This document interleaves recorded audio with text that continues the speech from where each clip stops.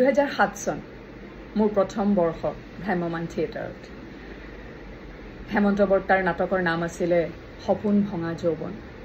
খুব জটিল চৰিত্ৰৰ এটিত অভিনয় কৰিছিলোঁ দেৱদাসীৰ ওপৰত আছিল নাটকখন তাতে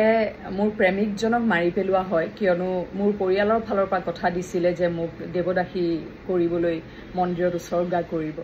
ইমান যে সুন্দৰ সুন্দৰ সংলাপ আছিলে মন্দিৰৰ দুৱাৰদলিত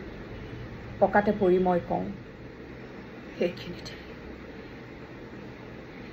সেইখিনিতে তাৰ তেজৰ কৰাল বান্ধি আছিলে পূৰ্ব জনমৰ ওপৰত আছিলে নাটকখন গতিকে প্ৰেমিকজন আকৌ জনম লৈ পেলাই উভতি আহে 80 বছৰ বৃদ্ধা এগৰাকীৰ সন্মুখত আহি প্ৰেমিকজন তেতিয়াৰ পুনৰ আহি থিয় দিয়েহি আৰু থিয় দিওঁতে প্ৰথম যিটো চাৱনি হ'ব প্ৰেমিকজনলৈ কেনেকৈ চাব সেই কথাখিনি বৰ্তাই মোক ইমান সুন্দৰকৈ দেখুৱাইছিলে মানে কেৰেক্টাৰাইজেশ্যন কাক কয়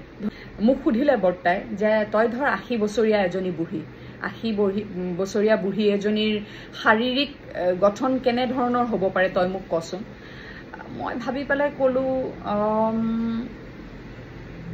চুলিবোৰ বগা হ'ব ছালবোৰ খুতুৰা খুতুৰ পৰিব আৰু মই আৰু তেতিয়া বৰ্তাই নিজেই ক'লে যে 80 বছৰীয়া বুঢ়ী এজনী হয়তো কুজি হ'ব গতিকে সেই কুজি বুঢ়ীজনীয়ে থিয় হৈ থকা মানুহ এজনক বাহিৰলৈ আহি যেতিয়া চাব কেনেকৈ চাব বাৰু আকাশখনত দিনৰ পোহৰ কেনেকৈ চাব দেখুৱাইছো ৰ'ব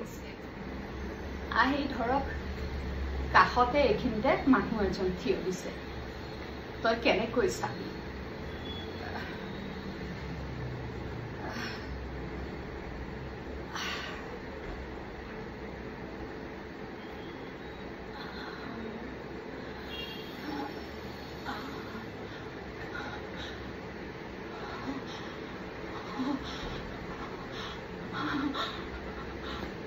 আৰু সেইখিনিতে ঢলি পৰি